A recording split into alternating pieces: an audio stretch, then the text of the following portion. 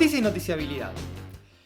Acontecimiento y noticia. Un acontecimiento es todo hecho que sucede en la realidad, en cualquier parte del mundo, en cualquier momento, ¿sí? Para que ese acontecimiento se transforme en noticia, tienen que aparecer los medios de comunicación posando su lupa, su interés, alrededor de un acontecimiento público que genere interés o que pueda llegar a generar interés en el público. ¿Qué es una noticia? Una noticia es una construcción del discurso que narra eventos, como decíamos recién, generalmente públicos. Y es una imagen del presente social. No es el presente social, no es un reflejo de la realidad, es una imagen del presente social y no es el presente o la realidad tal cual nosotros la vivimos, porque cada uno vive la realidad de determinada manera y cada medio representa en un discurso narrado esa porción o esa imagen de la realidad que quiere contar. Las noticias aparecen dentro de un sistema clasificatorio. Cuando vemos la tele o cuando nos metemos en los homes de internet, pero también en los diarios, van a aparecer lo que se conocen como secciones. Sociedad de información general, para trabajar alrededor de todas las noticias o todos los eventos que acontezcan y que tengan relevancia social general. Deportes, ¿sí? Por ejemplo, salió campeón el Bayern Múnich de la UEFA Champions League.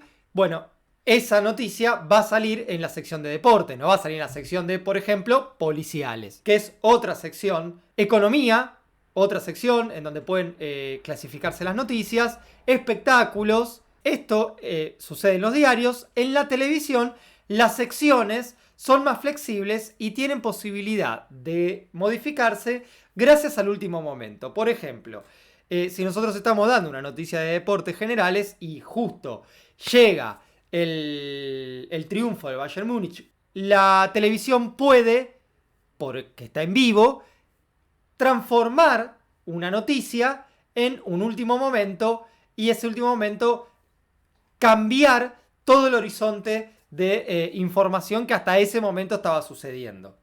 Bien, ¿cuáles son los supuestos que intervienen en la creación de una noticia? ¿Sí? Los supuestos son: ¿qué criterio utiliza el diario para prever construir esa noticia?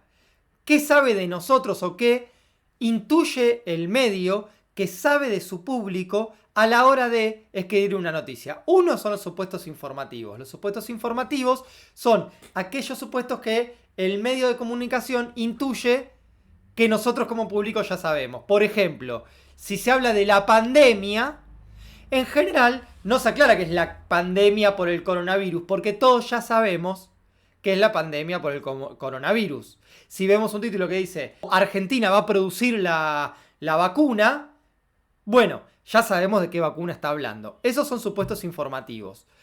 Supuestos históricos. El medio de comunicación muchas veces trabaja alrededor de cuestiones que el medio cree que su público ya sabe. Por ejemplo, si hablamos de 24 de marzo de 1976, o mejor dicho, todos los 24 de marzo se conmemora una fecha histórica fundamental, que fue que es el recordatorio del golpe de marzo del 76. Bueno, todos los 24 de marzo, los medios de comunicación construyen su noticia del día en función de un supuesto histórico, que es que el público ya conoce lo que sucedió el 24 de marzo de 1976.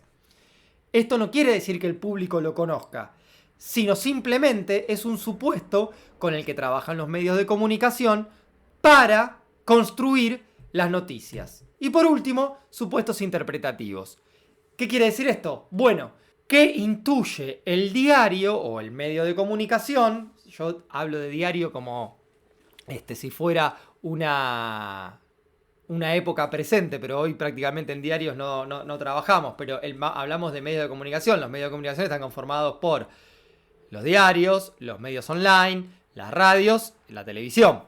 Entonces, el medio de comunicación tiene unos supuestos interpretativos que son los que van a definir el horizonte de la noticia que construyen. Por ejemplo, el caso de la marcha anticuarentena.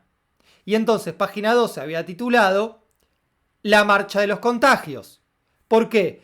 Página 2 entiende que cualquiera que lee su diario es opositor a la marcha anticuarentena.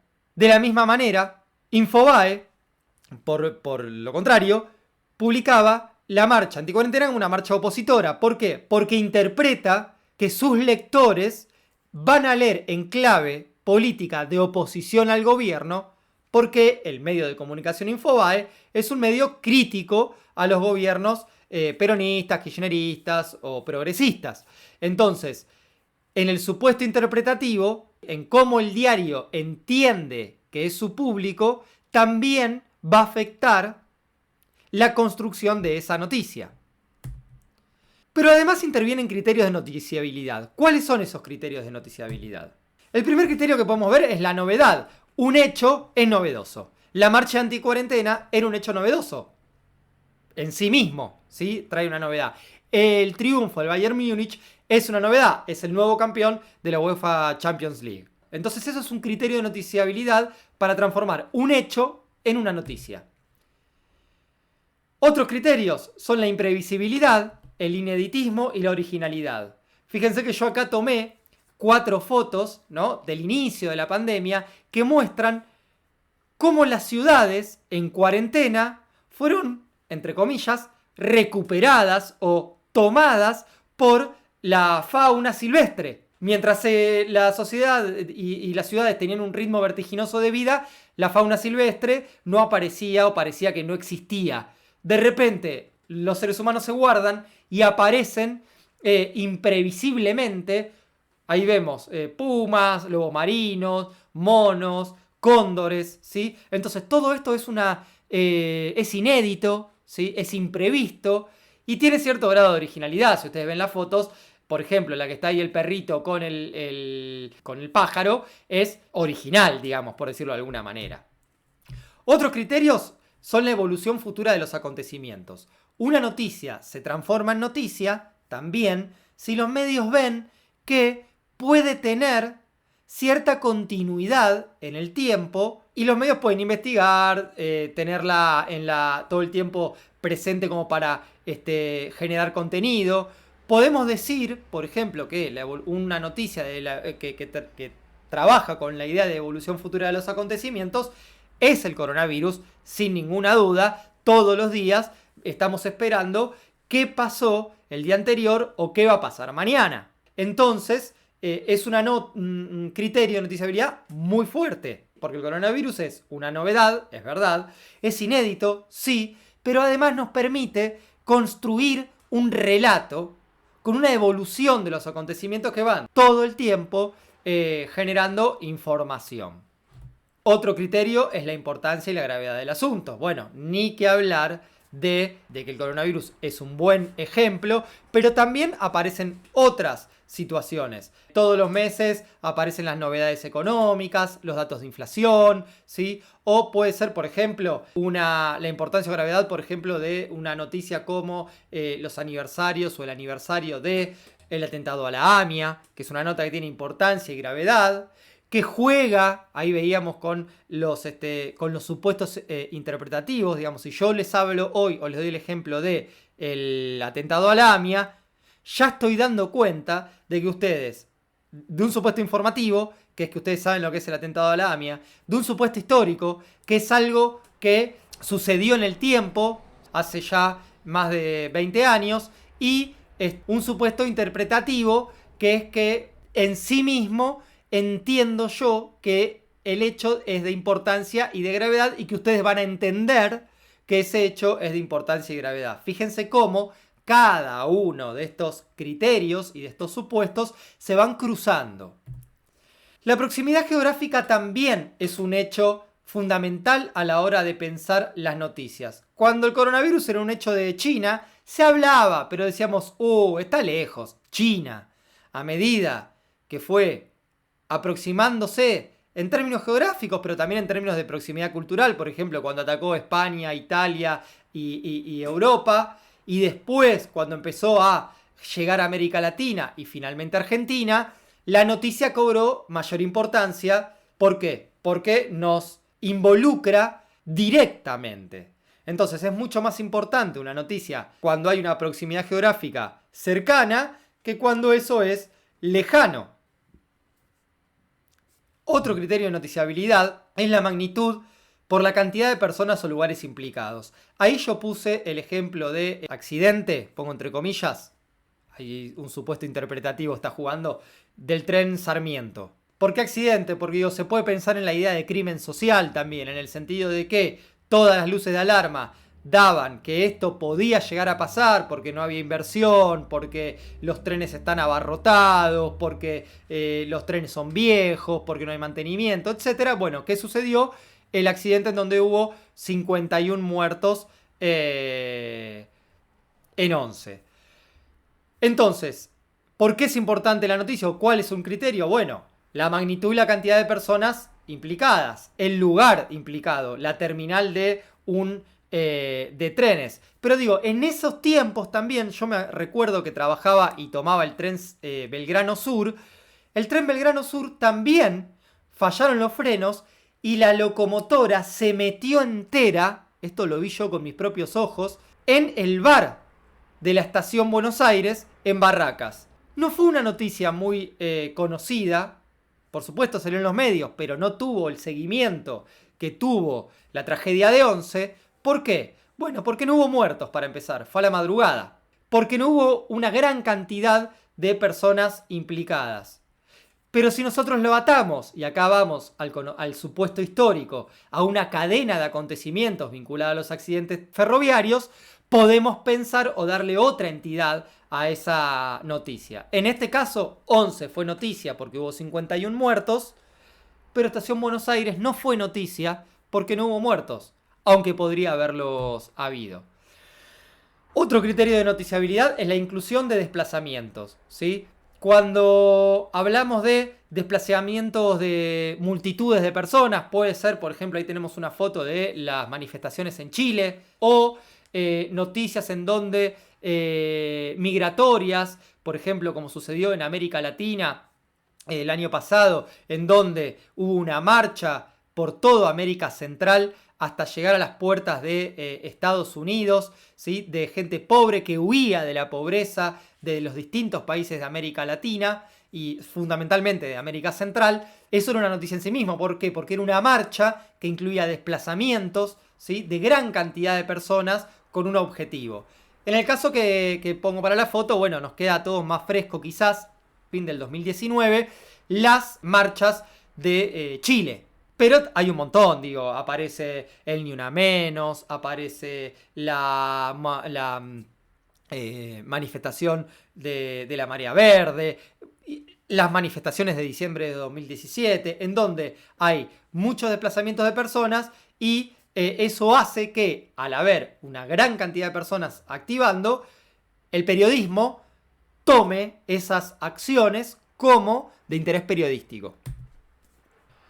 Otro criterio de noticiabilidad es la jerarquía de las personas implicadas. No es lo mismo que me agarre coronavirus yo que se agarre coronavirus Tinelli, Andy Kuznetsov o Messi, ¿sí? No es lo mismo el pase de sacachispas, con todo el respeto que me merece, de un jugador de sacachispas a otro equipo del ascenso, que la noticia de que Messi podría irse del Barcelona. Y así con todo. Por eso la jerarquía de los personajes hacen que aquello que dicen esos personajes cobre relevancia e importancia para los medios de comunicación. Por último, o ya terminando, hay nuevos criterios con la irrupción de Internet y las redes sociales que modifican los criterios que estábamos viendo hasta recién, que podríamos decir que son los criterios clásicos de noticiabilidad. Y estos son, por ejemplo, la viralización como criterio. Una noticia que se hace viral constituye un factor central a la hora de seleccionarla como noticia. Si una pieza de comunicación, un video, un audio, se hace viral, los criterios constitutivos de la noticia, o sea, los criterios que veíamos antes, novedad, importancia de los personajes, movilización, etcétera, etcétera, parecen perderse a la hora de la importancia que genera que un hecho se viralice y gane público. Si a muchos les interesa y lo comparten, no importa que sea importante el hecho, sino que lo que importa es que muchos lo consumen. Entonces lo tenemos que poner como un hecho importante. Ese es un nuevo criterio, ¿sí? Y acá ese criterio viene a romper un poco con, por un lado, la ética periodística y por otro lado, con cuáles son los hechos relevantes o socialmente significativos para una sociedad. Son preguntas que nos tenemos que hacer a la hora de pensar si un hecho, solo por ser viral, es importante. Esto lo que provoca es un empate entre las audiencias y los productores. ¿Qué significa esto? Que a medida que las redes sociales se van consolidando y los usuarios establecen comunidades por preferencias temáticas, esto es, yo me junto con la gente que piensa como yo, que tiene los mismos gustos, que comparten el mismo universo de conocimiento, ¿sí? Las mismas identidades culturales, las mismas pertenencias políticas, los actores empiezan a competir, o sea, esas comunidades empiezan a competir con los agentes de información, porque ya no me interesa tanto la noticia que me dicen los medios de comunicación, sino que me empieza a interesar lo que mi propia audiencia, lo que mi propio grupo piensa sobre lo que yo pienso. Es decir, se cierran las posibilidades de que un otro, en este caso un medio, me cuente una realidad quizás ajena o diferente a lo que yo conozco o pienso. ¿Por qué? Porque yo me empiezo a referenciar con lo que dice, lo que aparece en mi página de Facebook, con lo que aparece en mis contactos de Instagram, con lo que yo sigo en Twitter, y dejo de prestar atención a lo que me dicen medios, personas, agentes ajenas a los espacios que yo frecuento, ¿sí? Y entonces se produce lo que se llama empate de audiencias y productores. No hay un productor que le dice a las audiencias qué consumir, sino que muchas veces las audiencias le marcan el camino a los productores. Acá llegamos al fin de la presentación. Las últimas dos diapositivas, ¿sí?, nos ponen en un lugar de pensar lo que viene. Históricamente el periodismo se basó en ciertos criterios fundamentales a la hora de construir las noticias, ¿sí? Nosotros decíamos las fuentes, o sea, una noticia era noticia o se publicaba cuando aparecían estos criterios que vimos recién en este video, pero también cuando esa noticia era chequeada. Muchas veces nos pasa que las noticias hoy no están chequeadas. Yo puedo poner una frase en mi muro de Facebook y un montón de amigos míos compartir esa frase de muro de Facebook o una noticia inventada en el muro de Facebook solamente porque lo hice yo y creen en mí y me confían. Sin chequear, reproducen. Les agradezco, les pido perdón por mi peinado. Miren, estoy en espejo por este peinado, pero bueno, es lo que hay en cuarentena. Chicos, chicas, nos vemos la próxima.